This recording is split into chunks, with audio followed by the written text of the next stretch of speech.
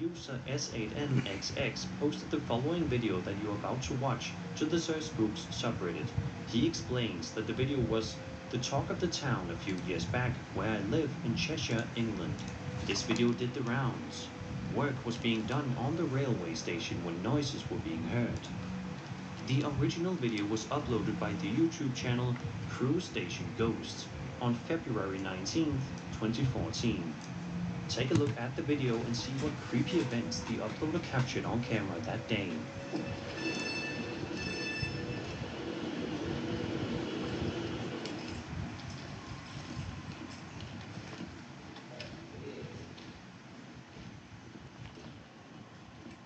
Have it, Marco, no?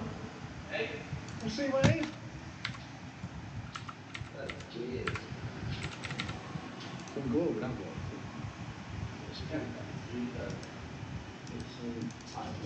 Let's go, Park Under. Let's go in there. Shit.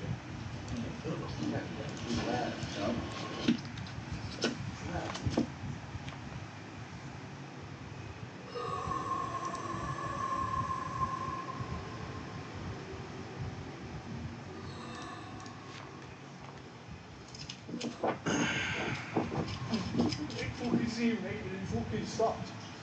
Do you not hear it stop?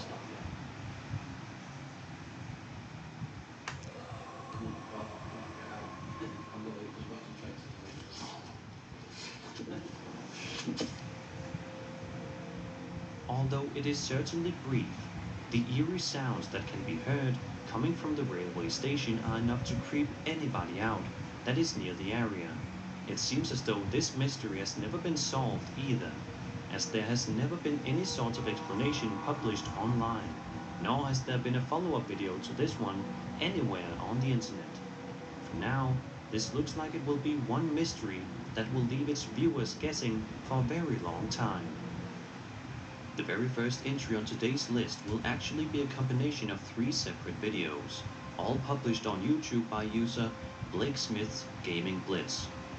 At the beginning of the first video, Blake explains that he is home by himself and explains that he heard crying noises coming from his basement.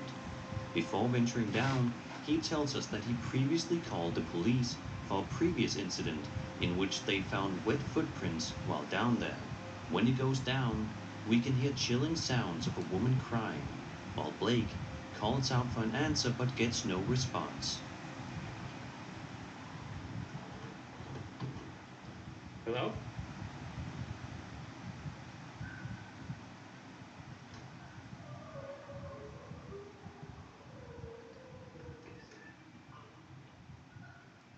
Hello?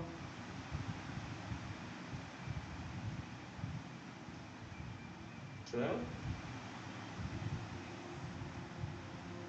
In the second video, he manages to go into the basement and place his camera in the corner of the room. A few moments later, and the same noises can be heard once more, sounding almost otherworldly and definitely bone-chilling.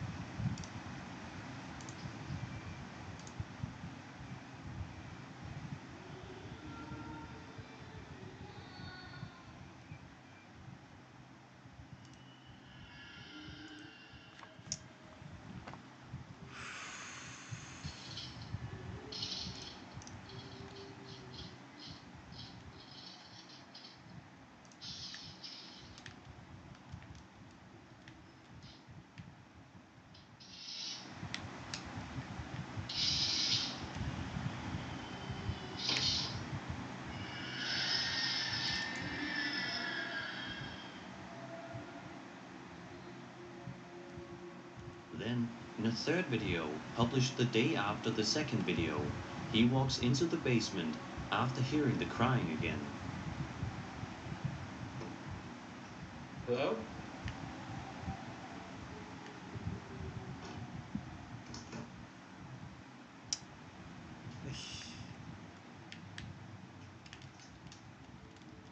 Hello?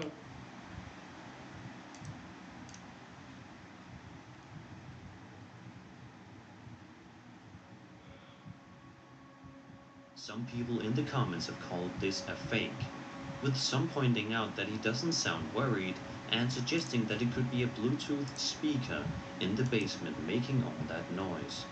Whatever the case may be, these 3 videos are sure to get the hair on your arms to stand up. Similar to the last intro, And Lane 4's won it! But he's not stopping! the following 2 videos you are about to watch were published by the same person just days apart. The channel owner named Advil published the initial video on October 23rd, 2015 with the title House Haunted. As he walks around the room that is allegedly haunted, he verbally warns the ghost and calls out to see if anybody is there. Nothing happens for a while, giving the video a simple, eerie feel. That is until the last few seconds. Take a look. Hello? I'm gonna turn on the light. Alright? Hello? Hello? I heard something. Nothing? Is anyone there?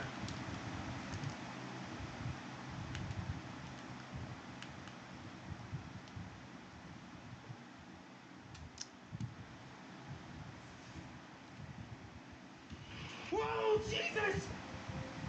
In the follow-up video, the man is once again heard calling out towards the basement before he hears a whisper which causes him to stumble in fear. But then, a few seconds later, something much more sinister happens. I heard some noises again. Hello?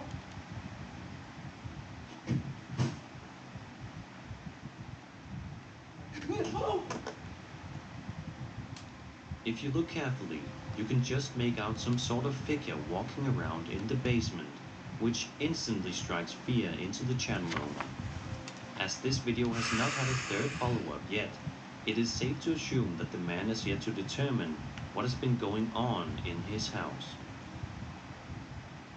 Francisco Gonzalez published this video to his YouTube channel on January 24th, 2017. For the first couple of seconds, everything looks perfectly fine as he records his dog playing around in their yard.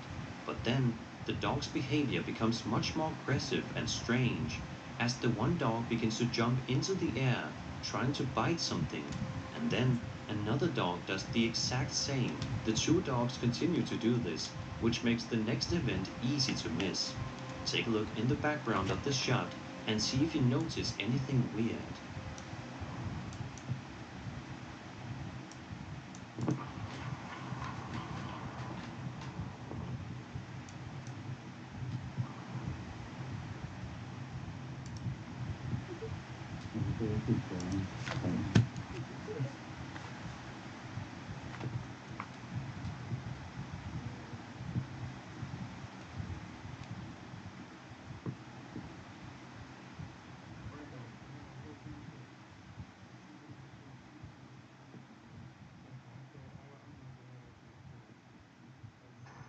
See if I can. Babe, she was right there, baby. I saw her. Hello? Hold on. I saw her playing, baby. Hold on. In case you missed it, on the grass there seemed to be some sort of a ghost-like girl walking around before vanishing completely.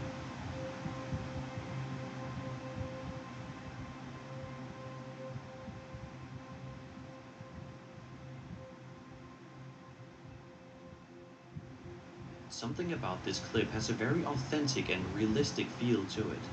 It doesn't look like anything could have been staged here, which makes the video as a whole feel that much more creepy.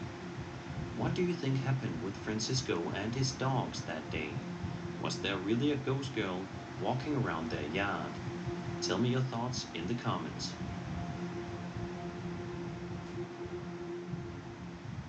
User XXChillTheFOutXX uploaded the following video to my very own Sir Spooks subreddit, where you can upload and watch videos of anything regarding the paranormal. By submitting, you can be featured on a video exactly like this one. The uploader of this clip goes on to explain, quote, "A friend of mine that is now deceased captured this outside his house 2 weeks before he passed, which is totally unrelated, but still is freaky since it was in his driveway here on the outskirts of Carlsbad, New Mexico." End quote. Watch the video and see the chilling event that happens.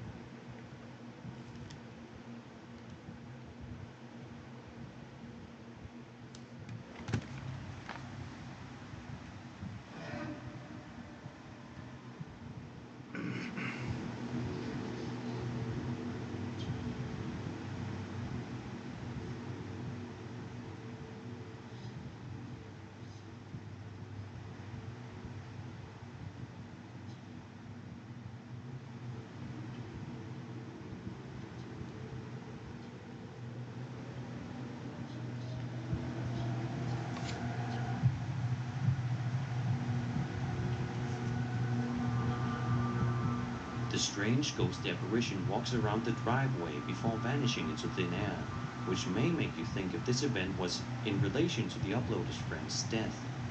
Something like this certainly seems incredibly strange, but it also could have been nothing more than a creepy coincidence. Most of the comments on this post agree that this seems extremely real and is absolutely terrifying. Do you have any explanation for what happened in this video? Do you think that this was a coincidence or not? As always, be sure to tell me your ideas in the comment section below.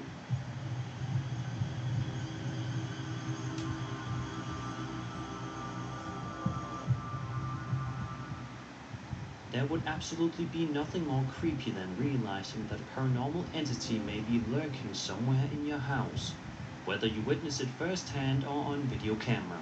This video published to the Ghost subreddit by the user Blin11 showcases footage from the uploader's home surveillance camera positioned in the living room. For the first little while, everything seems perfectly normal in this seemingly average house, but it doesn't take long for this average home to be something much more sinister. Have a look at this.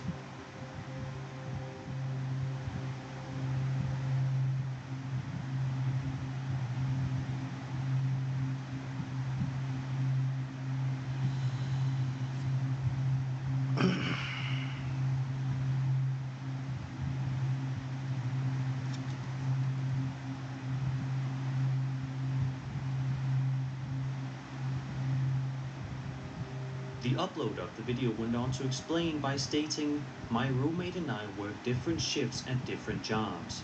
Me 8 to 4 and him 11 to 8. He told me that when he is getting ready in the morning, he hears a door opening and shutting. We have been assuming that it's just a neighbor. I don't usually arm the cameras until after he leaves, but he is on vacation, so they are on from when I leave to when I get home now. I guess he wasn't just hearing things. Any explanations for this?" End quote. This is definitely an interesting piece of footage that will leave you with a ton of questions, but not too many answers, unfortunately. It seems as though the door in this house is opening all by itself, but how? Is it simply a hoax made in the hopes to get views online, or is this evidence of a paranormal entity roaming throughout this Reddit user's home? Let me know in the comments below. Another video from the aforementioned Ghost subreddit. This one comes to us from the user nbuggy99, who goes on to say that in this particular video, 2 friends and I visit a mausoleum museum in Somers, Connecticut. When we approach the fence and begin speaking, there is a scuffle from inside. Let's have a look and see what this user is describing. The friends approach a metal gate and begin to ask the potential spirits in the area if they can show themselves, and ask if anybody in there would like to say something. It is right then and there in which something incredibly chilling happens to the Reddit user and his group of friends. Take a look. Alright. So we're at the Kiwi Mausoleum.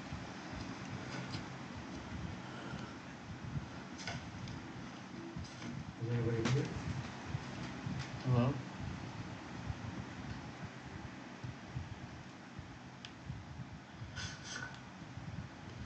Would anyone like to say something? Yeah, okay. Holy shit! Holy shit. Dude, that was insane! Oh my god, that's not real, dude. Dude, I got... Would anyone like to say something? Yeah, okay. Holy shit! Holy shit. It is entirely possible that some other person was in the museum that night and was trying to mess with Bucky99 and his friends, but it is more than likely not the case. What would be the odds of another person at the exact same building at the exact same time at night?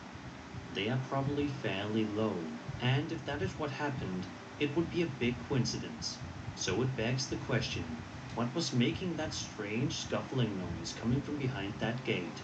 Is it a ghost of an angry spirit seeking out revenge or trying to prey on its next victim? Is it simply another explorer trying to scare anybody else? Or is it all just a hoax? I'll let you decide. In this video shared over to the Ghost subreddit by user Best of Us, we watched surveillance camera footage of what appears to be some sort of bar or restaurant during its closing hours, meaning nobody should be inside, whether it be an employee or customer. At first, it appears to be an ordinary piece of security camera footage with nothing of interest happening, but that all changes in a matter of seconds.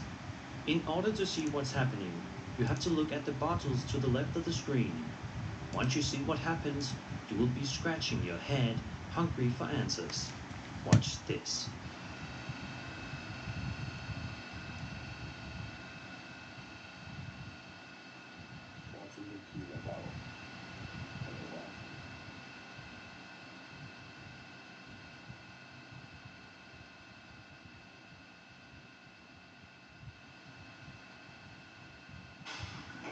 See that?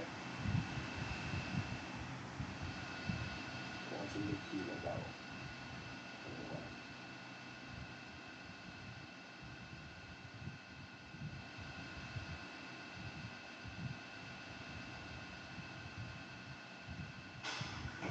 See that? This is certainly a very bizarre video. When I first watched this, I was expecting the bottles to possibly fall over or move around on the shelf, but instead, it looks like something from behind pushed it and managed to make it explode in midair. As mentioned earlier, this entire incident happened while this establishment was closed, so the only person who could have faked this would be an employee. It could also be the work of a poltergeist, but who knows? Either way, this is still a strange and creepy piece of footage that will keep you guessing for a long time. See that?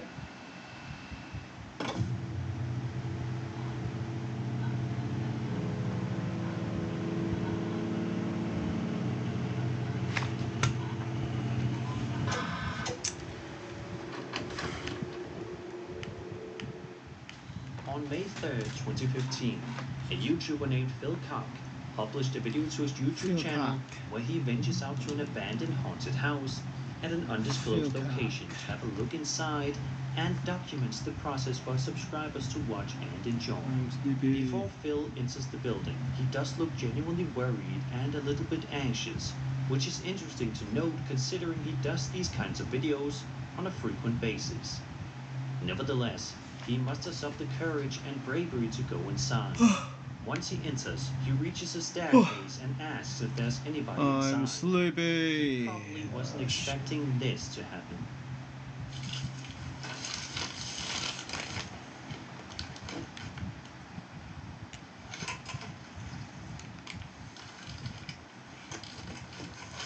Hello? Anybody in here?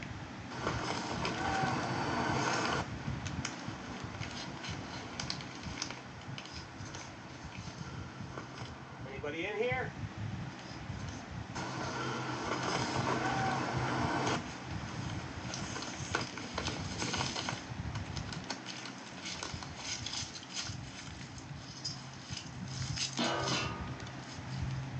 As creepy as that strange voice calling out hello to Phil was, that was definitely not the scariest thing that happened to him during this particular day.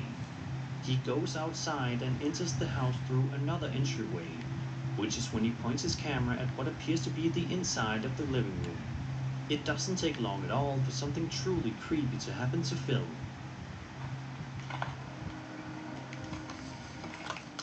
Anybody in here? Hello? Anybody at home? Anybody? Shit! After this happens, Phil makes a speedy exit from the area, which is definitely understandable. Despite the fact that he uploads plenty of content related to paranormal and abandoned building explorations, it doesn't seem as though he has ever revisited this location after this initial upload. So we may never know what happened inside this abandoned house that day. Anybody at home? Anybody? Shit! The final video for today comes to us from the popular social media video sharing platform TikTok, from a man named Luan. What seems like a video of an average man laying down on his bed, perhaps relaxing or taking a nap, quickly turns into something hair-raising and chilling. Take a look at this. Quisimos grabar ahorita porque se está escuchando algo en el closet. Dios mío, ¿qué es eso? ¿Hay alguien ahí? ¿Quieres algo? ¿Qué es eso? ¿Qué es eso? No inventes, ¿qué es eso? ¿Qué es eso? Se abrió, se abrió, se abrió, se abrió, se abrió, se abrió. Espérate, cálmate, cálmate, cálmate. ¿Hay alguien ahí? ¿Te podemos ayudar? ¿Necesitas algo? Dinos, dinos. ¡Sí, se asomó alguien! ¡Alúzame, alúzame, alúzame! Espera. Espérate, alúzame. No hay nada, mira, no hay nada, no hay nada. At first, it seems as though a strange clicking or tapping sound is coming from inside the closet, which is definitely something that you would be concerned over. However, if that wasn't creepy enough, the closet door opening all by itself in the middle of your room would scare you silly. And the creepy figure inside the closet is terrifying enough to want any sane person to move out of their house immediately. We can only hope that Luan and his loved ones are safe and have gotten answers after this video was published. After all, your home is said to be the safest place in the world, but videos like these further prove that anything could happen to you, regardless of where you are.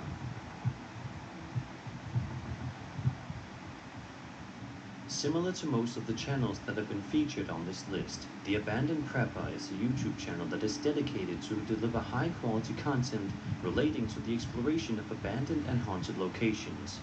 In a video published on January 20th, 2020, the channel owner explores a place known as the Summer House, which is located in the United Kingdom.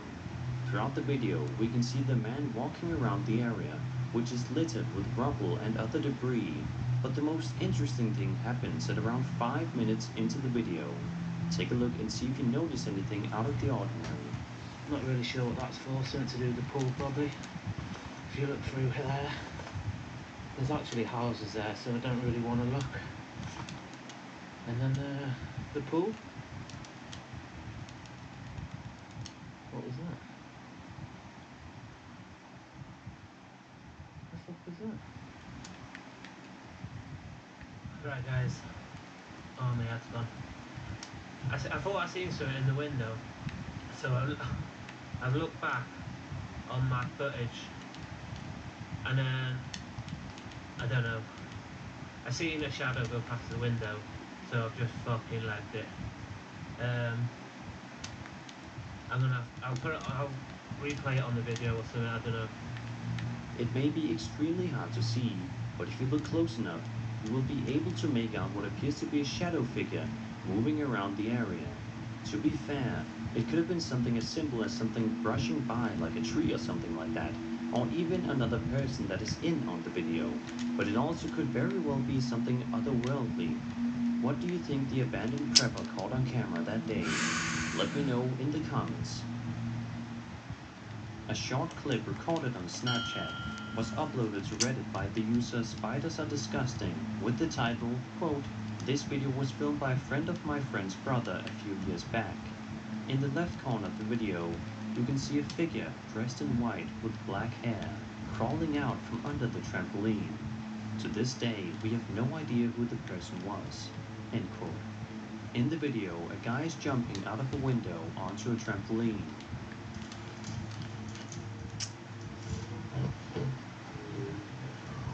The caption on the Snapchat video itself looks Danish to me, although I have no idea what the second word is supposed to mean. I'll try my best to enhance this footage so we can get a better look.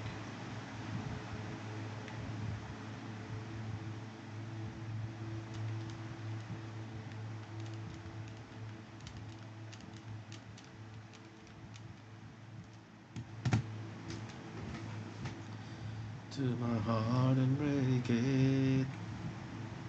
Some people are skeptical due to the short length of the video, but to me that actually makes perfect sense. If they had no idea there was a ghostly woman walking beside the trampoline, then this video would just be like any other short Snapchat videos that you send to your friends. There doesn't have to be some sneaky reason why the video cuts so quickly when it's a Snapchat clip we're discussing. Many have also pointed out her similarities to Sadako from The Ring due to the white dress and long black hair. If this is a fake, then it's pretty damn well made.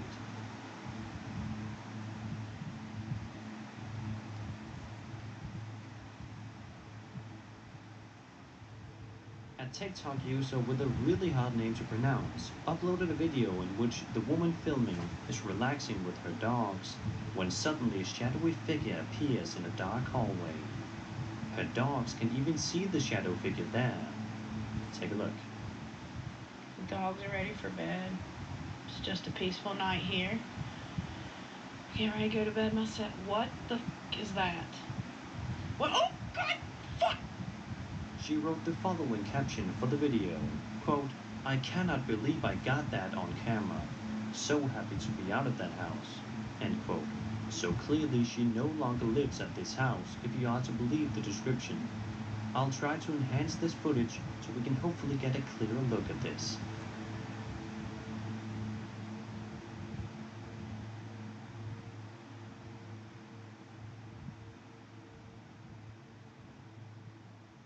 A quick glance at the comments reveals that a lot of people believe this to be a genuine ghost sighting caught on camera. But let me know what you guys think.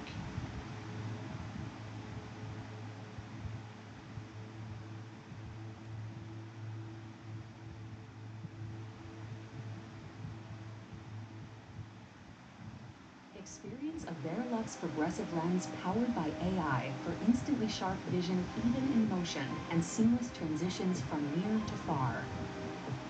Ask your eye care professionals for the second pair offer.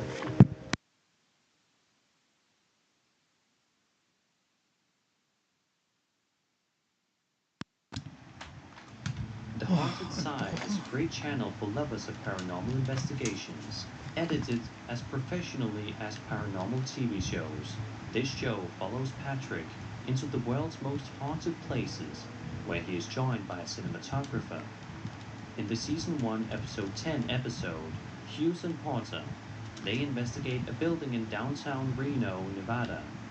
The description states the following, quote, "The owner has asked us to come out because renovation has started on the building and construction crews are being negatively affected by something dark." End quote. About 5 minutes into the video, they leave a night vision camera running inside a room. After they leave the room, the camera captures something eerie.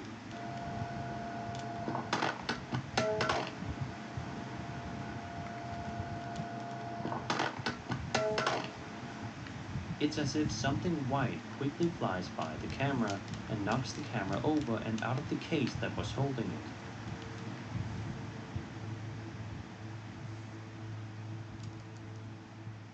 Later on in the investigation, one of their cameras once again captures something strange. As one of them says they saw someone, a shadow figure can be seen at the doorway. I think it said screw, black, heat. Yeah, keep it there for a second. Dude, I just saw somebody over there. Yeah.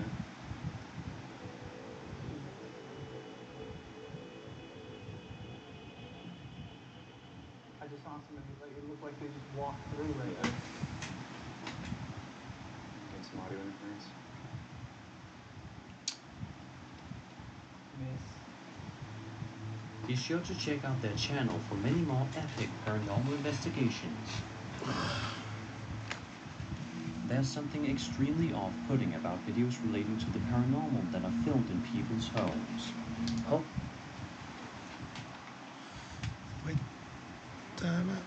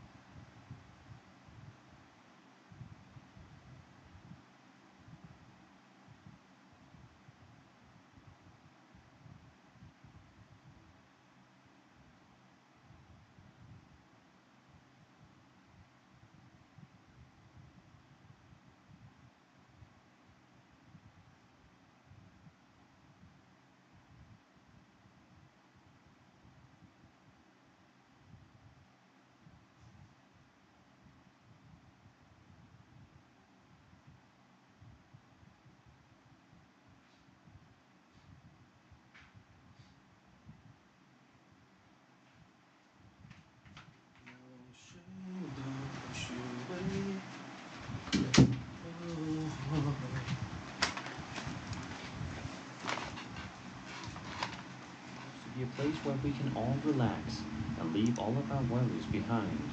But whenever that safety barrier is threatened by something, it can feel 10 times scarier. In this video published by Matt2 World on February 2nd, 2016, it appears as if a father and son are having a conversation with each other while watching television late at night. It seems like nothing out of the ordinary. After a brief couple of seconds pass, the father who's recording stands up and starts to walk around where he eventually walks by somebody's room. As he brushes by it, something immediately catches his attention, and he moves back to the doorway right away. In the middle of the room, we can see something wearing a bedsheet, covering its entire body. After a few seconds, he pans the camera away.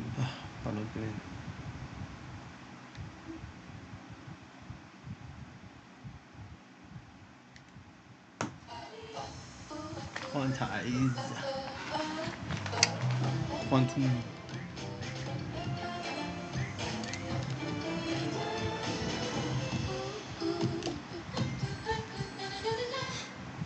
Last night, I made a wish on a star, and the star answered. Such power I can do anything. Disney's Wish, only in cinemas.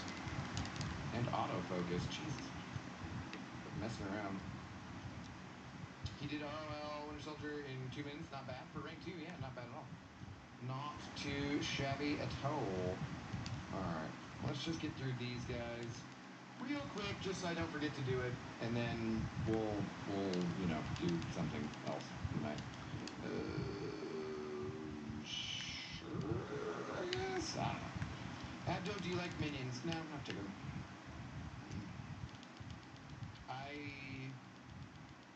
What are they originally from? I don't even remember what movie they're originally from.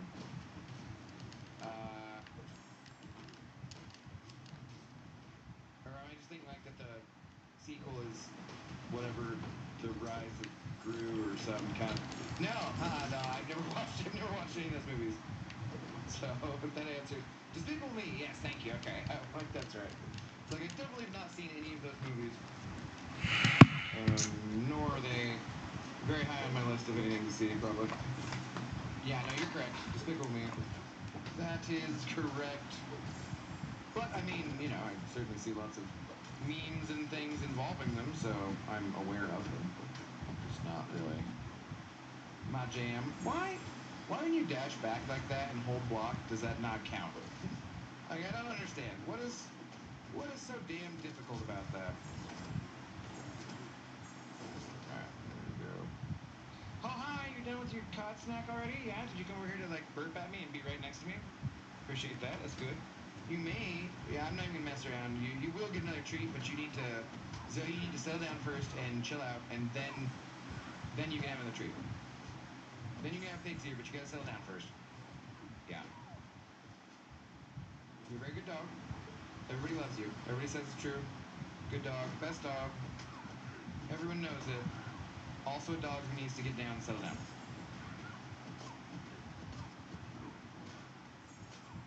No, get down. You're not getting another treat until you settle down. Get down, Zoe. Down. She just looks at me and blinks slowly. Like, make me do things. Make me work for this. What's up, Dr. Peg, the good doctor in the house? How you doing, my friend? We're doing okay today. This guy is Although shit. I did find, like, another friggin' spot on Zoe. I don't know if you're around earlier. I talked about it, but she's been on, like, a 14-day course of antibiotics for her... this skin condition, which they're like, the vet was like, that's probably just a bacterial infection, I don't know. And I found like a new spot today that's all red and bright, and she's almost to the last day of the damn antibiotics. I'm just like, God damn it, can I just... She's itching, I cleaned it up, pulled off a bunch of fur, and I don't know what's up with these vets. Like, is there a time we can just go to the vet and they can just tell me what the solution is, and then it can be solved, and then we can just move on with our lives? Seems like every freaking time I take Zoe to the vet lately, I'm like, oh, it's probably this. Oh, that doesn't seem to be it. Oh, well, it's probably this. Oh, doesn't seem to be it. Like, if you just fail to diagnose the problem over and over and over again, why do I have to keep giving you money? It's frustrating. No, Zoe, you gotta be down. No, come on. Go lay down. Get in your bed and get down or something. I don't know where you gotta do. But just get down, because you're not getting that treat until you settle down. Good girl. Settle down, please. Settle down. Despicable Me is a decent movie to watch on an airplane if there's nothing else good to watch. Fair enough. Yeah, I don't think it looked like bad or anything. I just, Came out after second Despicable Me, the, like, Rise of Gru or Minions or something or whatever, yeah. Minions were so popular they made... Yeah, right, okay. Oh my goodness. I can't You fucking guys don't here for breathe. Battlegrounds. No, you're here for clickbait It's and just then eat Cheetos. So I hope you... Eat, folks. Listen to the stream, my friend. Cheetos. Stream, like, I don't know, solid 18...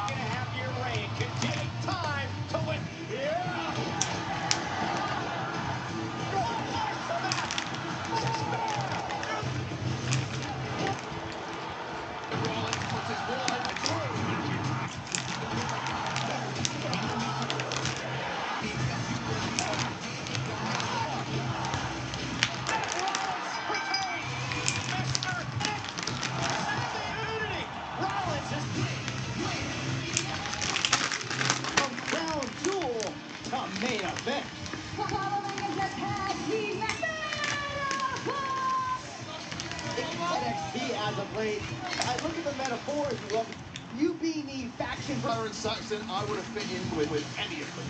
Great to have you here, Wade. Of course, the Pitch Club, of course, owned by none. And their opponent,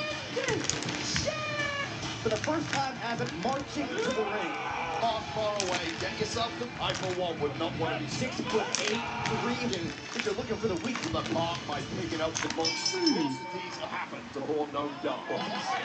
Pretty tough. You want to test the strength of big... Starts with self-belief, Wade. Oh!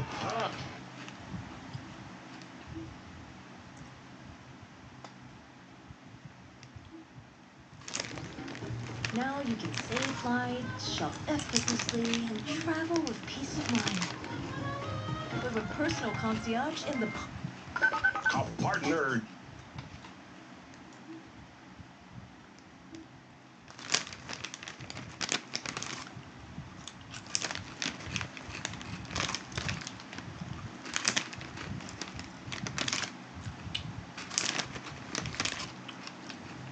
There are thousands upon thousands of unsolved mysteries spanning across history, from disturbing ones such as the cruel and mysterious 4chan posts displaying photos of a victim right before and after being murdered, to famous and less harmful cases such as the Max Headroom incident. In this massive unsolved mysteries iceberg created by Jimbo Seth, we are exploring all kinds of mysteries that have stood the test of time and remain unsolved to this day. This particular video is a sort of mini supercut, which is crazy to say, of the ongoing Ultimate Unsolved Mysteries iceberg on the channel. And just a disclaimer, I started covering this series in October of last year, so 2022, and since then, several of the mysteries that were covered were either solved or partially solved. So I ultimately decided to cut some of those out, but it's possible that I may have missed out on a couple of them, so if there are any entries where information is outdated, that's the reason why. And just a tip, if you are watching this video in parts, which 99% of you guys probably are, if you leave the timestamp in the comments, that's an easy way to pick up where you left off, because with a video of this length, if you come back to the video, it's going to push you back like 10 to 20 minutes from where you left off. And you know something fun that you can do while watching this video? Play Raid Shadow Legends. Download it now using the link in the description. Raid is the hero collection RPG with over 80 million downloads across the world. It's completely free to play, and it caters to whatever you're in the mood for each given day. If you just want to take it easy and play casual, hop into some PvE events. If you really want to grind and sweat it out, take on real players in PvP battles in the arena. And adding to the already huge 700 plus unique champions are the brand new rarity Mythical Champs. And in my personal opinion, these guys look incredible. These new mythical units are a step above legendary and come with a special new mechanic called Metamorph. I love these new animations, and Metamorph comes along with unique skills that allow you to access new levels of power. But there's more. Raid is having a huge Halloween event this month. Just download with the link below, then copy your in-game player ID and visit raidyard.plarium.com from the 15th of October to November 10th. You'll be given the chance at winning amazing in-game items and even real-life prizes such as Amazon gift cards with a total value of over $20,000. If you're already playing Raid, just head over to raidyard.plarium.com and you'll find a special code for an in-game gift. And if you're a brand new player downloading Raid with my link or QR code, you'll get yourself a free starter pack with awesome in-game gear. All thanks to Raid for sponsoring the video.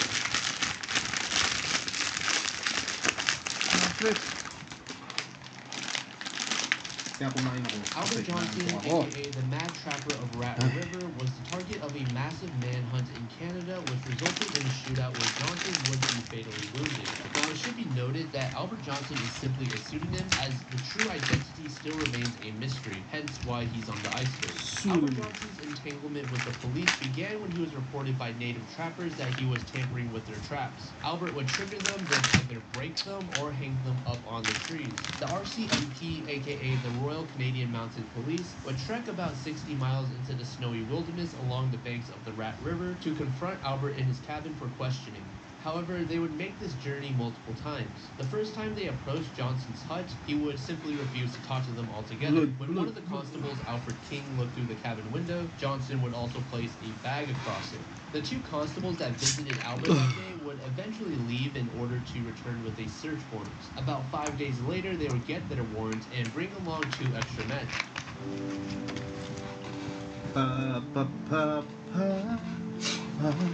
Tonic. Again, Johnson refused to speak with anyone, forcing King to break down the cabin door. But as soon as he approached, Johnson would shoot King straight through the still closed door. Promptly after, a brief firefight would break out, followed by the retreat of the team. Luckily, King did get medical attention in time, and he would eventually recover. Now, keep in mind, this all stemmed from a simple trapping violation. The 2 men that confronted Johnson at first were simply going to find Johnson and then ask Johnson to purchase a trapping license and then be on their way. The RCMP would then assemble a pretty massive group for their 3rd visit to Albert Johnson. The group would consist of 9 men, numerous dogs, and then dynamite. The police would proceed to throw a stick of dynamite onto the roof of Johnson's cabin, which caused it to collapse. Following this, the men attempted to blitz Johnson, but he would open fire from a 5-foot dugout underneath his now ruined hut. This would lead to a 15-hour standoff where the group would eventually give up yet again and just retreat. The RCMP would return to Johnson's hut about a week later, but this time they would find that he is no longer there. Keep in mind this was taking place in January, so winter is now in full swing. The police would have a very tough time in locating Johnson, but eventually they would come across his camp where Johnson would shoot one of the police straight through his heart. I wish I could say that they captured Johnson here, but yet again he escaped. But in February, with the assistance of some air support, they would locate Johnson's trail and chase him down, yelling for him to surrender. Of course, Johnson refused and he threw himself into the snow and began opening fire. Eventually, the group would circle around Johnson and capture him, albeit he was fatally struck by a bullet which severed his spine, so the police were not able to bring him in for questioning. When the police dug through his possessions, all they found was $2,000 in Canadian currency, 5 small pearls, and just a little bit of gold. Nothing that hinted at the true identity of Albert Johnson at all. And although in modern times and throughout the years there have been many theories and DNA tests to find out who Johnson really was, we still have no conclusive answer. And to this day, his identity still remains a mystery. This entry refers to a very strange mystery website, and I believe it's pronounced as Etnamu. The website has been around for a while now, even having its own dedicated subreddit, although it seems that this community has been inactive for the last few years. But when you first visit the site, you are greeted with a very eerie ambiance, and if you click around, eventually you'll come across some hidden links that will take you further into the site, and it becomes much more unsettling. These hidden links can be almost anything. Sometimes it's tucked away into a small corner of an image, and other times it's a random letter in a sea of words. It's estimated that there are over 1,000 pages and links, all leading to a brand new page of cryptic imagery. However, the website doesn't just stop at cryptic text and pictures. There are a ton of various math problems, some of which can be very convoluted. But the weird thing about these problems is they all seem to revolve around the number 9. And if you delve deep enough into the website, you'll eventually come across a forum that is still active to this day. Some internet sleuths have said that the active forum members can come across as a bit condescending when it comes to new visitors finding the forums. Could this hint at the website being some sort of secret cult, or is that just an over-romanticized shot in the dark? The owner of the domain is a man named David Dennison, who is an artist based out of the UK, and by observing some of his older works, we can see that he likes to dance around the topic of surrealism. So with this newfound knowledge of the domain owner being an artist, could that mean that this website is simply an art project? Possibly. As I said earlier, the website is still active and growing, and just to give you an idea of what sort of topics are discussed on these forums, feel free to pause the video on this screenshot. So to conclude this entry, I'll leave you all with a couple theories that I came across. The first being that this website was originally a community of people who gravitate towards David's art. Since his art is so abstract and can be interpreted in many different ways, it's totally understandable why the new domain holders would want to keep the site running so long after David's passing. The second theory is that this was all an elaborate art project with the combination of surreal art and esoteric puzzles/messages. It's possible that David had something to say that he only wanted a select number of people. Grandma comes, no excuse. Like a boss. Wash up fast, no time to lose. Like a boss. People to understand. Now, the third isn't exactly a theory, but rather a statement. On a video created by Elders Vault said that he got in touch with a head forum member on the site, and after a long period of speaking with each other, the head member would eventually come out and say, the website is an illustration of the group's core beliefs. It's a slight glimpse into God and how God exists only in numbers and mathematical equations, essentially saying that math is God and the number 9 is the best illustration of God that we have. Eldersvault added that this was the last time that the member would respond to his messages, and he would be ghosted from that point on.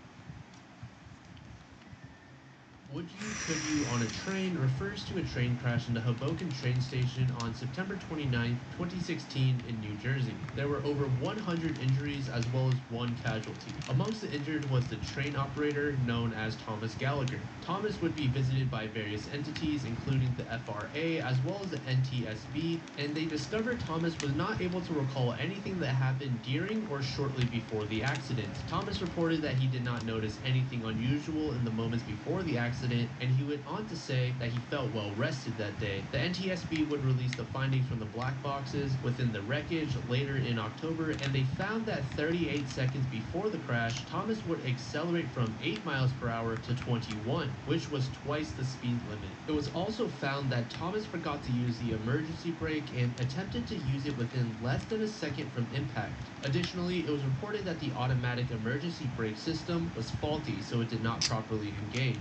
In November of the same year, Thomas Gallagher's attorney would say that Thomas was suffering from undiagnosed sleep apnea, despite Thomas reporting to officials that he felt well rested. It should also be noted that the New Jersey Transit did have a sleep apnea screening program, but despite that, Thomas was cleared to work. And something else that I should mention about the exam is that it did take place in July, 2 months before the accident. So it's definitely possible that Thomas developed the sleep apnea later on. So now let's dive into the mystery part, and it's a bit of a conspiracy. So 2 days before the actual crash, there would be this very odd warning on TV that went live on various televisions within New York, which is normally only about a 15 to 30 minute train ride from New Jersey. The warning notifies us of hazardous materials and gives us the date of September 29th, which was the same day of the accident. The warning would end with the question, would you, could you on a train? Which is definitely a very odd warning. It's tough to believe that someone such as Thomas Gallagher, who nearly has 2 decades worth of experience at the time, would simply forget to pull on the emergency brake. Or if you're more on the side of the brake being tampered with, then it's also obviously very suspicious that the automatic brake system would not work on the same day of the accident. Thomas would of course be fired from his position, but I do believe that in 2019 he was actually brought back on. Some speculators do believe that this was all just a big coincidence, with the warning being a result of some hacker, while others believe that Thomas Gallagher was part of some sort of secret syndicate group or something, or at the very least he was paid to cause the accident.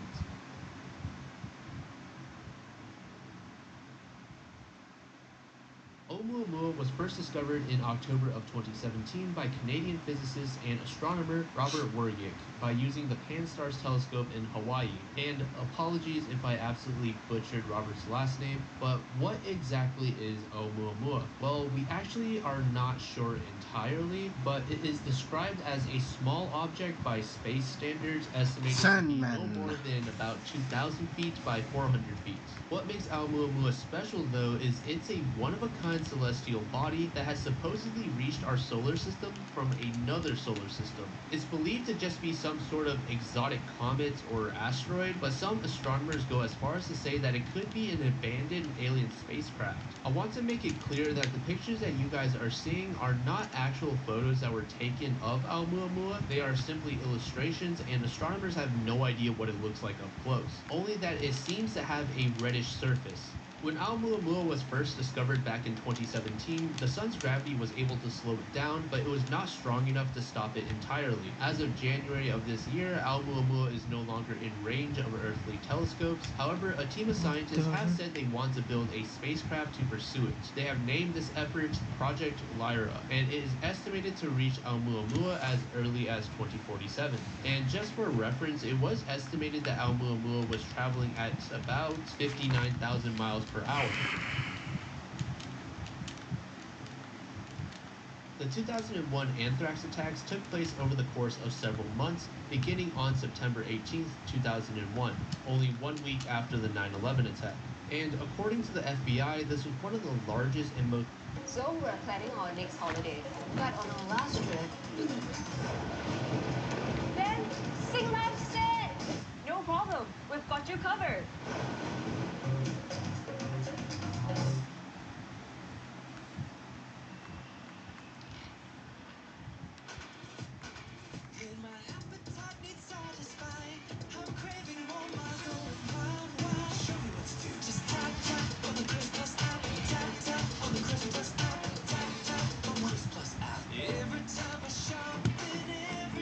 most complex cases in the history of law enforcement. Letters containing anthrax spores would be mailed to various news media offices as well as a number of Democratic senators. These letters would result in the deaths of 5 people as well as the infection of over 20 others. In case you don't know what anthrax is, it's a rare bacterial illness that is caused by a spore-forming bacterium that typically affects animals. but nevertheless, humans can still be affected. If the anthrax spores are inhaled, it becomes much harder to treat compared to other means of infection. And in case you're curious what the letters would say, I'll go ahead and throw a couple of them up on the screen for you to read. The first known victim of the anthrax attacks was Robert Stevens, who worked at the Sun Tablet. Robert would come into contact with one of the vomiting and being short of breath. He would be sent to a Florida hospital where he would pass away only 4 days later. However, the letter that Robert came into contact with was never found. As time went on, the culprit would adjust the way that the anthrax was being presented. In one letter that was discovered at the New York Post, the anthrax was a clumped up ball of brown granular material and appeared to look similar to dog food. Afterwards, the anthrax would be turned into a highly refined powder of nearly pure spores, and as we learned earlier, inhalation is the most dangerous way to be infected. There were various suspects during the investigation of this case, such as Bruce Edwards Ivins, who was a scientist at the government's biodefense labs in Frederick, Maryland.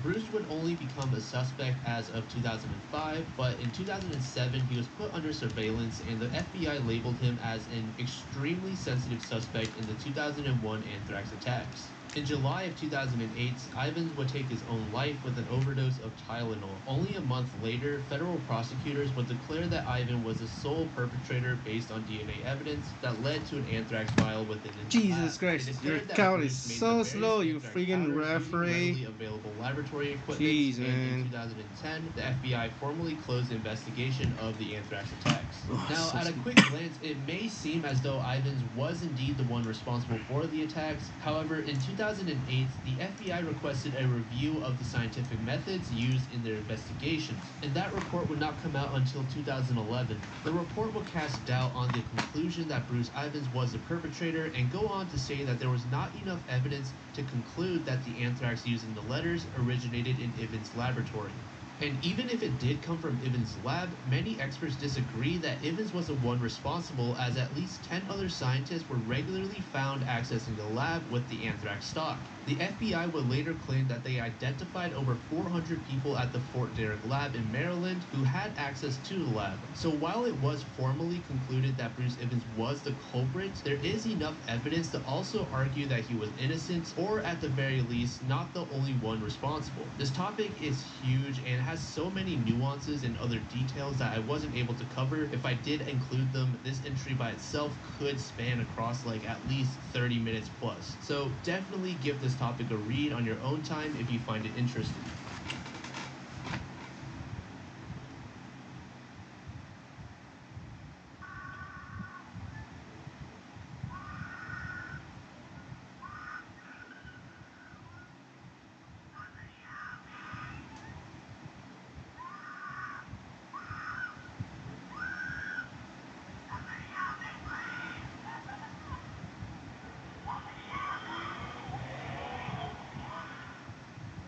Back around 2019, this clip shot on a doorbell camera of a woman screaming went viral.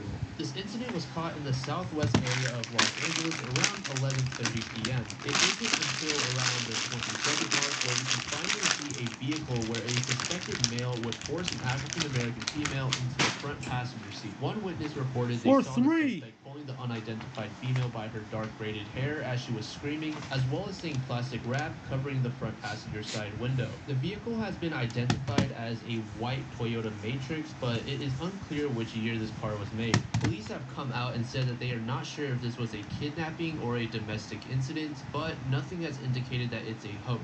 Some people have proposed that this could have all been some sort of marketing ploy for a movie or something, but that doesn't make very much sense as no one came out to claim that they were responsible, thus making it hard to justify that this was some sort of sick attempt at gaining clout. And apologies that I can't really provide anything else for this entry, as there really is little information known about.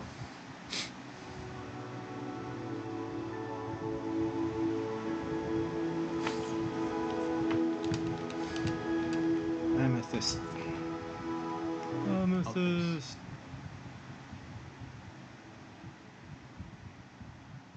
A858 is a subreddit that was discovered over a decade ago. The following text on the screen is the full name of the subreddit. When visiting the subreddit, you would find long strings of seemingly random combinations of letters and numbers. Obviously, the first thing people would assume this to be is some sort of code. So groups of university students, code breakers, and various internet sleuths would come together in an attempt to decipher the mystery of A858.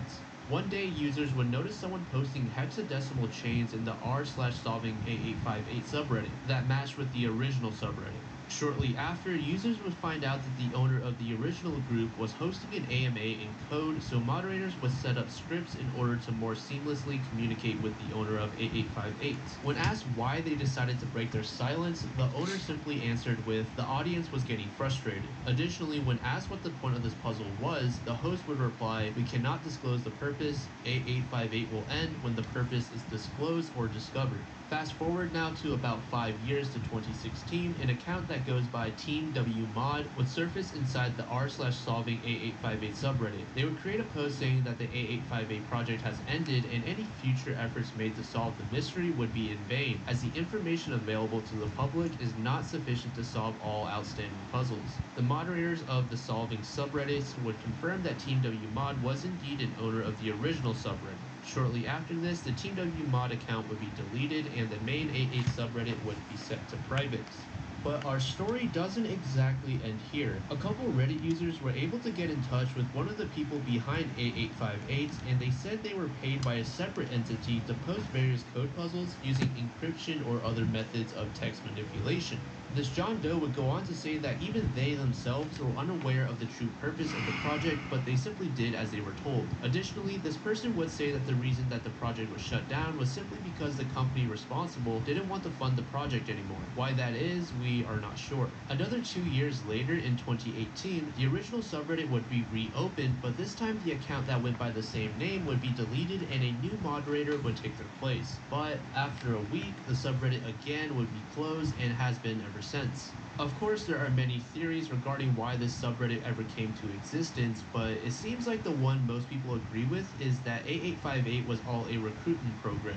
Whoever the company was that commissioned the project wanted to bring on talented individuals that were proficient in cryptography or cybersecurity to bring on into their staff. You gotta hold on. If you guys have not heard of Mr. Cruel before, I'd like to give a content warning as this guy is absolute scum. We're going to be talking about cases involving minors, so that should tell you all that you need to know. If that makes you uncomfortable, I totally understand, so please skip forward to the above timestamp. So if you're still here, Mr. Cruel is the alias given to an Australian child who attacked at least 3 girls in the 1980s and early 90s. Obviously, Mr. Cruel has never been identified, and all 3 confirmed cases have not led to any sort of progression when it comes to finding this man.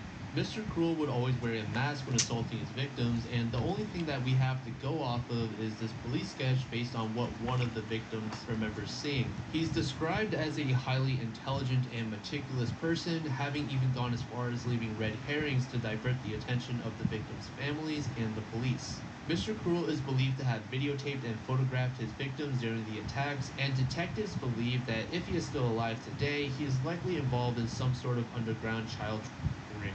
And knowing how advanced technology is nowadays, I wouldn't doubt that this monster is still repeating these despicable actions and ruining the lives of minors. The strange thing about Mr. Cruel is that he releases his victims. In one case, he abducted a girl named Sharon Wills and told her that she would be released in about 18 hours. Once that time ran out, he indeed did release her, even going as far as to carefully bathe her so that there are no traces of his DNA. There are theorists who believe that Mr. Cruel could be the Golden State Killer, as they both share strikingly similar tactics and routines when it comes to abducting people. Mr. Cruel first began assaulting minors. I've seen love Ganda pangalan ng kalaban yun, Mr. Cruel. of utter despair. Cruel. The smallest of acts, ensuring hope is kept. I've seen sons kiss their fathers away. Fathers kissing their sons goodbye with a heartache. I've seen moments I had to miss, only to make sure someone else could have the chance to find peace. Then in the dead of night, the red of the siren flare, while at first light, the bond a mother and a child share. I've seen faces flushed with anger, and faces light up with hope. Enters in 1987, which is about a year after the sudden disappearance of the Golden State Killer. However, Australian police would rule out the possibility of them being the same person. While it is unlikely, I really hope that there will come a day where authorities are finally able to capture this monster, assuming he is even still alive. This entry is pretty self-explanatory. Everyone, regardless if you're religious or not, have heard or even given thought to the idea of an afterlife, a plane of existence for once we die. But of course, it's impossible to know what really happens to us once we pass away. In 2008, a large-scale study conducted by the University of Southampton was launched. It involved over 2,000 patients from 15 different hospitals in the UK, the US, and Austria. And of course, take what I'm about to say with a grain of salt. What the university found was that when patients experienced a near-death situation, they were able to retain a perception of awareness where they can somewhat recall their actual death. This is what would be reported by 39% of the patients who survived would say when they went through structured interviews afterwards. Additionally, it should be noted that pretty much all of them couldn't recall explicit events during that time. Honorary researcher Dr. Parnia would go on to say that this suggests more people may have mental activity initially but then lost their memories after recovery, either due to the effects of brain injury or sedative drugs. Among the patients that reported a perception of awareness, 46% would say that they experienced a broad range of recollections in relation to death that were not compatible with the commonly used term of near-death experience, while only 2% would exhibit full awareness with explicit recall of seeing and hearing events. Amelia Earhart. I won't spend too much time on this entry as Amelia Earhart is one of the more famous figures in American history, but for my audience that is not based in the US, or if you simply need a refresher on Earhart, I'll provide some brief background info. Amelia Earhart was born in 1897 in Kansas and is famous for being the second person to fly solo and non-stop across the Atlantic, as well as being the first person to fly solo and non-stop across the entire US. But what makes her story truly perplexing is how she went missing on her journey around the world. In May of 1937, Amelia Earhart, along with her navigator Fred Noonan, would begin a round-the-world flight which began in California. The aircraft that they would be taking on this journey would be a twin-engine Lockheed Electra. But in July of that year, only 2 months after the journey began, Amelia and Fred would disappear near Howland Island. Rescue parties would be sent out, but of course, they would not be able to find either Fred or Amelia. And around 2019 to 2021, there were some plane wreckages found underwater, but no one could say with confidence that any of these wrecked planes were Amelia's, as the Electra she piloted was very popular at the time. So in that case, what happened to Amelia and Fred? There are many theories as to what happened to Amelia, one of which is called the crash and sink theory, which suggests that Amelia's aircraft simply ran out of fuel and then crashed into the ocean before being swallowed up by the sea. The duo was aiming to land on Howland Island, but unfortunately the Electra probably ran out of fuel and just wasn't able to make it. If for whatever reason I was forced to pick a theory as to what happened to Amelia, I probably would pick this one as it's oftentimes the most simplest reasoning that is true. But if you're more of a speculator, Aspire is your modern business finance solution, designed for ambitious business owners like you. Business payments are made easy, fast and transparent, all from a delightful interface. Send and receive international business payments at the best FX rates. Later, some people suggest that Amelia was actually shot down by Japanese military forces, or at the very least was captured by Japanese. A common criticism you will find if you tend to lean towards this theory is that the Marshall Islands controlled by the Japanese were pretty far from Howland Island, and in order to reach them, Fred and Amelia would need to completely veer off course as they began to close in on Howland Island. Then there's the castaway theory that suggests Earhart and Noonan landed their plane on, and I apologize if I butcher this name, but they may have landed on Nikuma Roro Island. The two would live on the island for a short stint before passing away from dehydration and starvation. Additionally, this theory often brings up the topic of bones being found rumored to be from Amelia. But if none of these float your boat, then there is one other theory. Aliens. Completely baseless, but definitely the most fun to shoot the shit about. To shoot the shit about.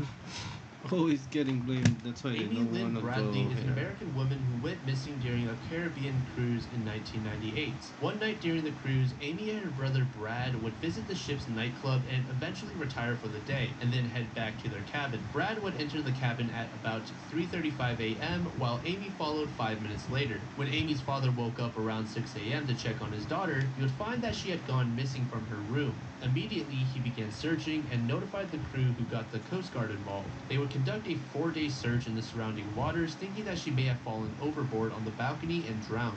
However, many investigators would reject this possibility as Amy was known to be a proficient swimmer. The crew members would scour the ship and send out multiple announcements asking for Amy to report to the staff, but unfortunately, no luck. Eventually, the Coast Guard would send out 3 additional helicopters as well to assist in the case, but yet again, they came short of finding Amy. Some theorists believe that Amy was actually kidnapped and sold into the Caribbean trafficking industry. This theory would be somewhat strengthened with the reported sightings of Amy residing within a brothel in the Caribbean. Multiple residents and Navy officers would report having sighted a woman that looked strikingly similar to Amy. This theory goes a bit deeper and suggests that the band/staff also played a role in her disappearance. Throughout the night, the same waiter would persistently approach Amy's family multiple times, asking for them to pass on a note to Amy, which invited her for a drink with the waiter. Earlier, I said that Amy's father went to check on her at 6 a.m., but I did leave out the part that said he also went to check on her at around 5:30 a.m., and at that time, she was still sleeping. So whoever took Amy, if she even was abducted, had to have worked in that 30-minute window. And we are aware that the crew has a log of when the cabin doors opened, so it's possible that the crew indeed played a role in her disappearance. Then the final theory is that Amy took her own life by willingly stepping off of the balcony. And as you all likely know, the longer these missing persons cases go on, the more unlikely it is that they actually survive. The Axeman of New Orleans was a serial killer active in Louisiana from May of 1918 to late 1919, and to this day, the identity of this murderer is still unknown. The Axeman mainly targeted Italian Americans and Italian immigrants, specifically females. It's hypothesized that the women were the main target of the murderer, and he would only kill men when they got in the way of his intended victim. As the name would suggest, this murderer would use an axe to kill his targets while they slept in their beds. And oftentimes the axes that he would use would be the ones that he finds in the victim's own homes. Additionally, whenever the Axeman was finished with the victim, he wouldn't take anything from their homes, suggesting that the man was a sadist of sorts and derived pleasure from taking others' lives.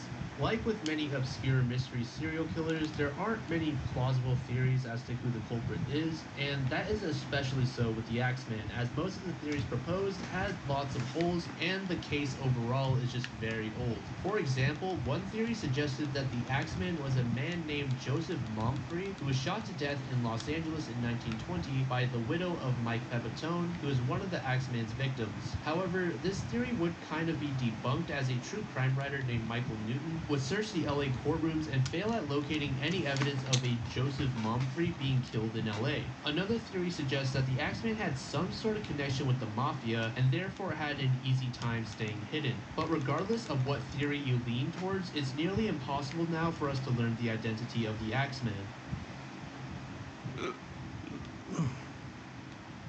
The clown sightings of 2016 was definitely one of the strangest phenomena that I experienced. In 2016, there were reports of people dressed as evil clowns in really odd locations, such as forests, schools, and playgrounds, just to name a few. Moreover, these incidents were not limited to the US. There were numerous reports of these clowns in Canada as well as the UK. However, it was the largest within the US. The clown sighting that started all of this turned out to simply be a marketing stunt for a horror film being shot in Wisconsin.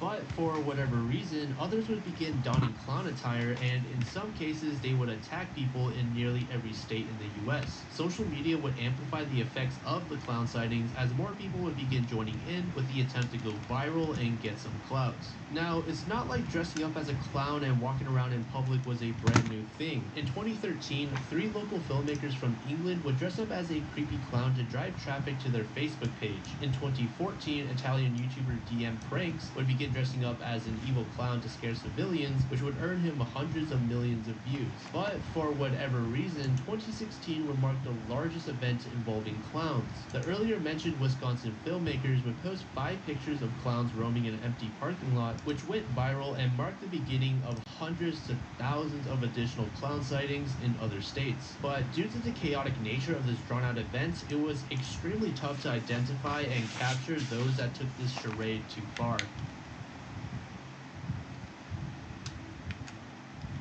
Angel hair, aka silicious cotton, is a sticky fibrous substance that resembles a spider web. One day in a small town in France, something would loom over the town, and many people would call this a UFO. Shortly upon arriving, the quote-unquote UFO would begin emitting a strange web-like material.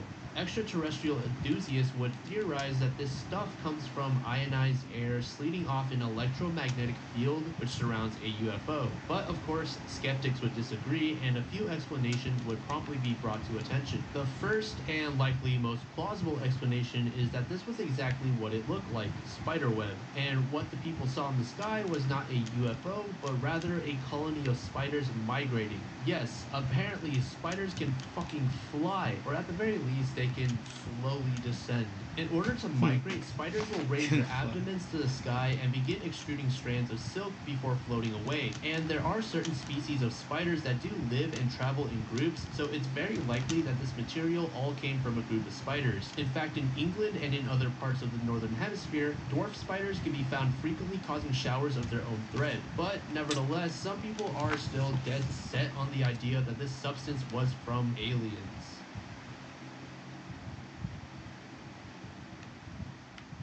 Ball lightning is a rare and unexplained phenomenon described as luminescent spherical objects that vary from pea-size to several meters in diameter. These balls of lightning are typically associated with thunderstorms, but they last considerably longer than the split-second flash of a lightning bolt.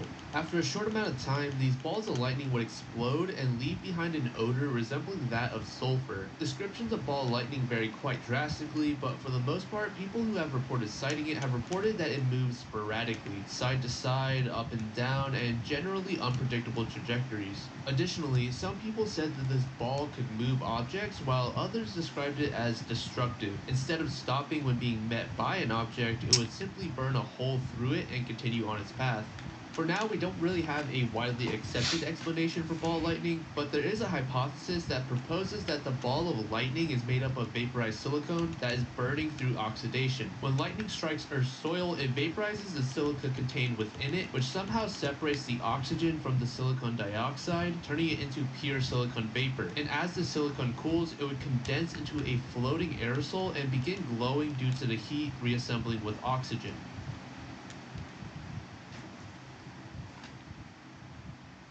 The Baltic Sea anomaly is this structure that can be found in the Baltic Sea. This strange object was first discovered by Peter Lindbergh and his Swedish Ocean X diving team in 2011 and has left many onlookers confused as to what exactly caused the formation of this structure. The various details look much too meticulous to have not been made by intelligent life, as they would say, such as the strange ster formations, which made Lindbergh propose the idea that this was constructed tens of thousands of years ago before the Ice Age. And Lindbergh isn't completely detached from the possibility that this is simply a very strange natural formation, such as a meteor penetrating through an iceberg during the Ice Age. But regardless of what anyone proposes, scientists are completely baffled by it. Some speculators like to lean into the idea that this structure could be part of an Atlantis-like civilization. Not necessarily saying that the underwater city of Atlantis is real, but rather proposing that there was once a city here that was claimed by the sea over time. And another more reasonable proposition is that this anomaly is a glacial basin. The divers gave an associate geology professor at Stockholm University samples of the stone they found, and he said that it could be volcanic rock. Volker would add that while it is out of place, it is not unusual to discover hardened lava under the sea in the Baltic region.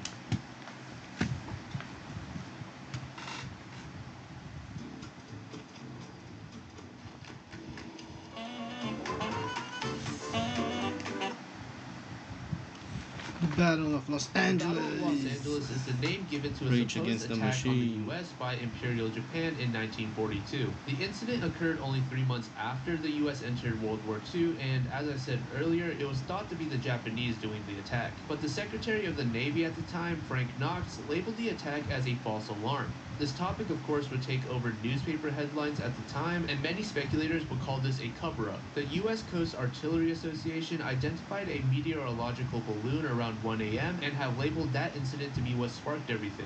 Military forces would begin to open fire at the object, and quote, once the firing started, the imagination created all kinds of targets in the sky and everyone joined in. Later, in 1983, the U.S. Office of Air Force History would attribute the events to a case of war nerves. Basically, everyone at the time was on edge due to the war that the US joined in on and were somewhat paranoid. It didn't help that at the time there was actually a warning that there may be an attack on California, so there were flashing lights and flares all around. When the first couple people shot at the balloon thinking it was an enemy aircraft, others would promptly join in out of paranoia without taking the time to actually assess just what they were looking at.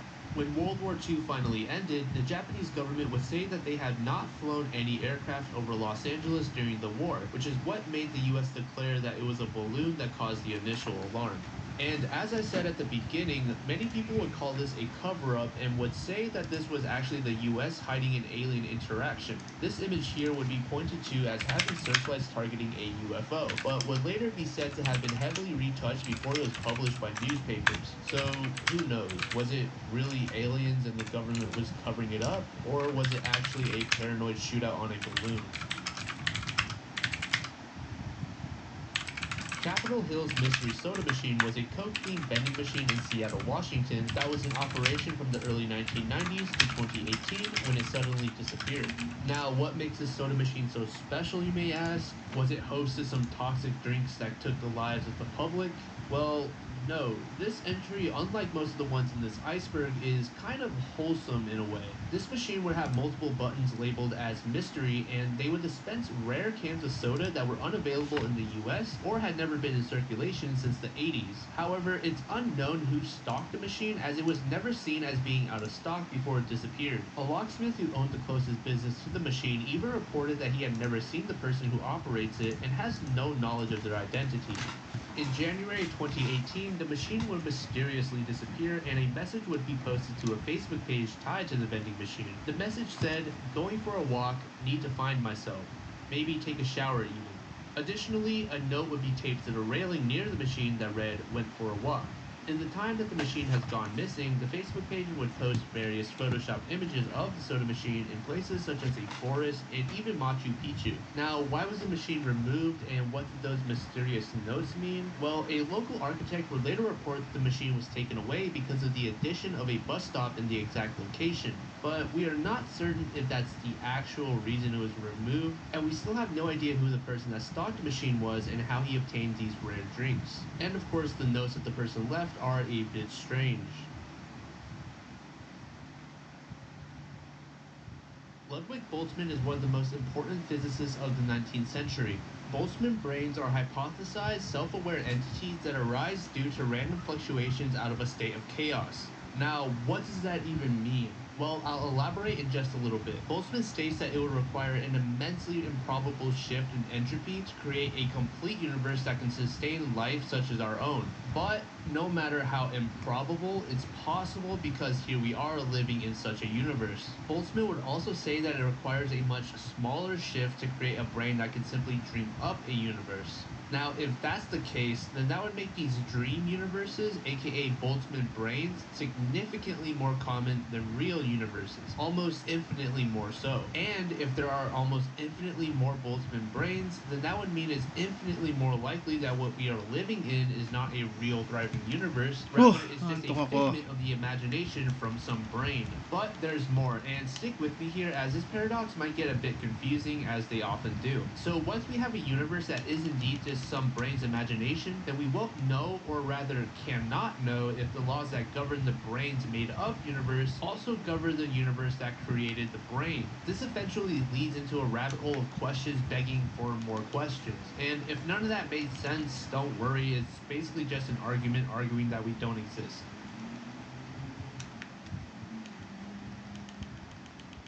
This is another very famous case, and personally, I always love revisiting it. D.B. Cooper is the name of an unidentified man who hijacked a Boeing 727 aircraft on Thanksgiving Eve in 1971. Cooper would purchase a plane ticket in cash that would take him from Portland, Oregon to Seattle, Washington. On the ticket, he would inscribe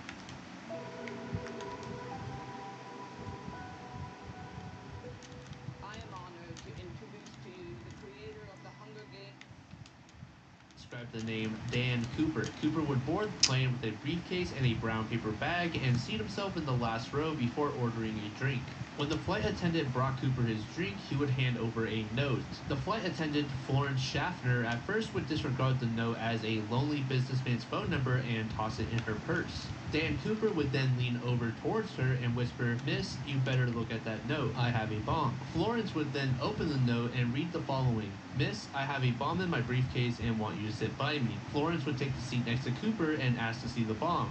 Dan would then open his briefcase to show her 8 red cylinders attached to a large battery. Afterwards, Cooper would hand Florence yet another note demanding for $200,000, 2 front parachutes, and 2 back parachutes. Florence would relay the information with the captain and the rest of the crew, and as they approached Seattle, Cooper would at first tell the flight to not land, but eventually they would touch down to receive the money and parachutes for the release of the passengers. Eventually, all the passengers would make it safely off the plane, and the only ones who remained aboard were the crew of 6 people, as well as Cooper himself. Cooper would receive his money and the parachutes, but Cooper requested the money to be delivered in a knapsack, which it wasn't. He would say that he needed to improvise and cut the canopy off of one of the parachutes and use it as a makeshift bag storing the money. The plane would soon be back in the air about an hour or so after letting all the passengers off, and would be tailed by 3 additional aircraft. These 3 jets would maintain specific flight patterns in order to stay behind the slow-moving 727, as well as out of Cooper's sight. Dan Cooper would tell one of the attendants, Tina Mucklow, to lower the staircase, and out of fear that she would be sucked out of the plane, she would ask for some cord to tie her down into the plane.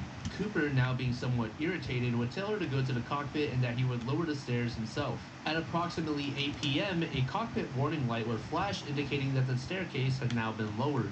The captain would ask over the intercom if Cooper needed assistance, and Cooper would simply reply with no, as he dove out of the 727, never to be seen again. Now let's end this entry with some theories. Of course, there are too many to go over all of them, but one theory revolves around a man named Robert Rackstraw who died in 2019. Robert was a retired pilot and ex-convict who served during the Vietnam War. He would surface as a suspect once in 1978 and again around 2016-2017. A man named Thomas Colbert, who is an author of a D.B. Cooper book, discovered a decades-old parachute strap in an undisclosed location in the Pacific Northwest. Furthermore, Thomas would report that he received a quote-unquote confession letter originally written in 1971 containing codes that matched 3 units that Robert was a part of while he was in the military. However, the flight attendants would say that Robert looked nothing like Cooper, and Robert's attorney would say that these claims by Thomas were the stupidest thing he has ever heard. Pretty much all of the other suspects were eventually ruled out of being Cooper, which leaves us literally right where we started. And more likely than not, this case will probably remain unsolved, and we will never know the true identity of D.B. Cooper.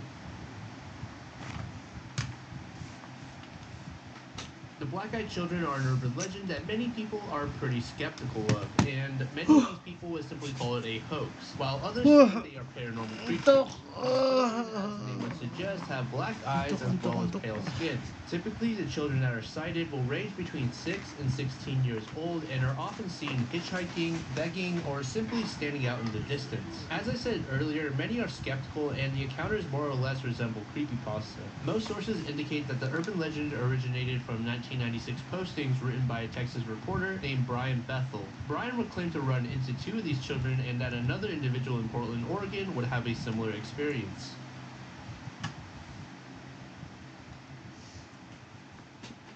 This entry refers to a bizarre tale of a man who was going to chop off his own feet on a live video. This man is named Paul Freck Morgan. In 1986, Morgan would suffer a major spinal injury.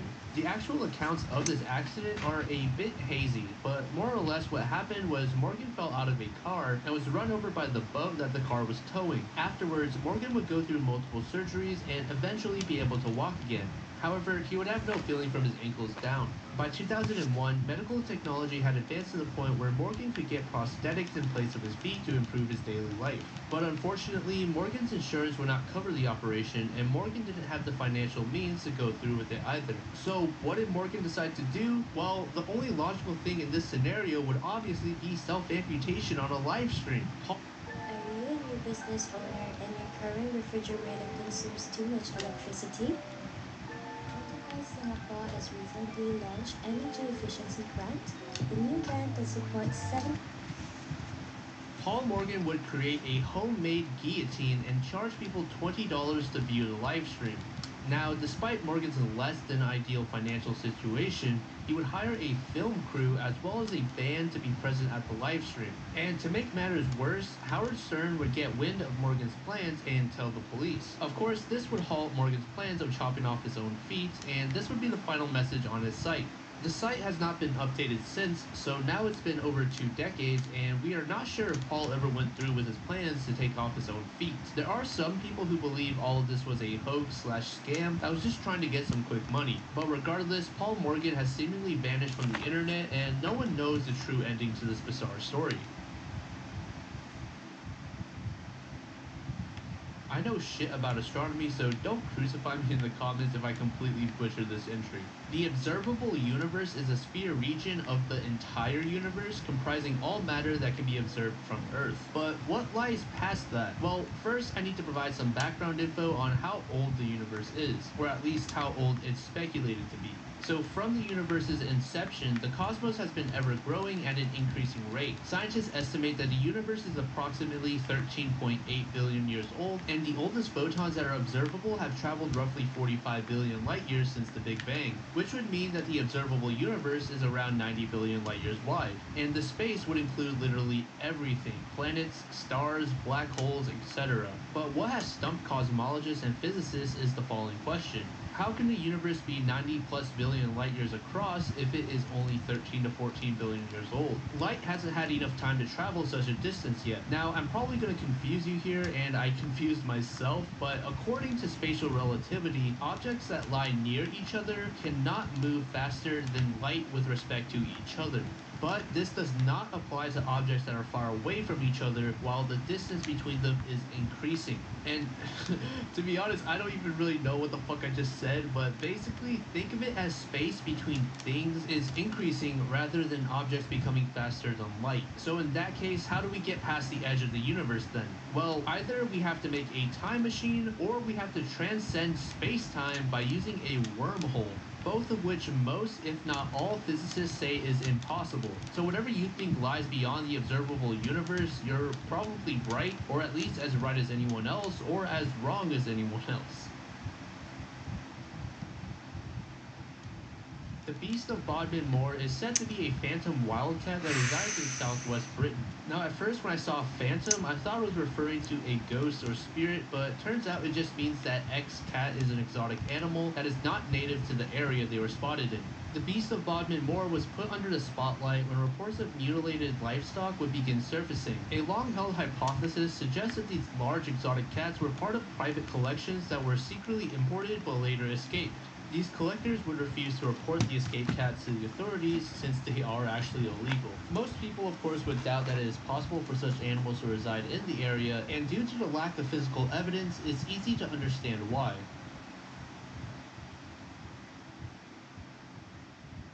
Beebe's abyssal fish are deep-sea fish that were observed only once by William Beebe within a bathysphere in the North Atlantic Ocean, and never again by anyone else. Between 1930 and 1934, William would come across 5 different fish 2,100 feet beneath the surface that would never be seen again. These would be the names that William gives to the fish.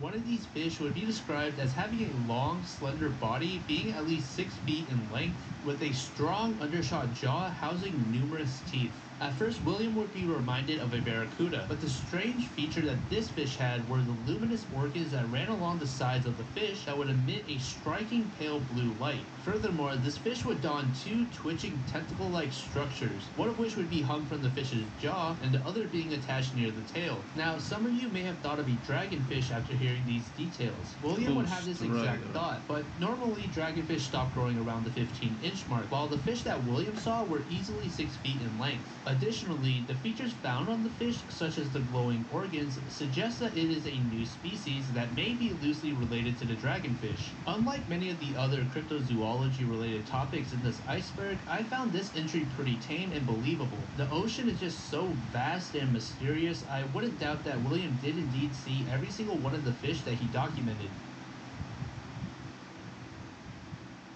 Billions of years ago, when Earth first began to take form, it didn't look like it would one day become a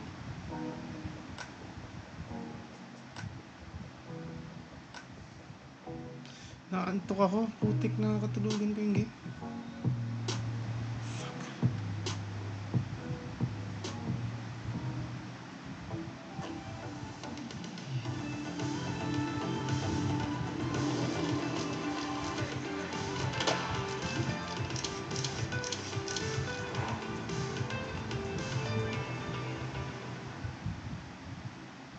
place that could support life.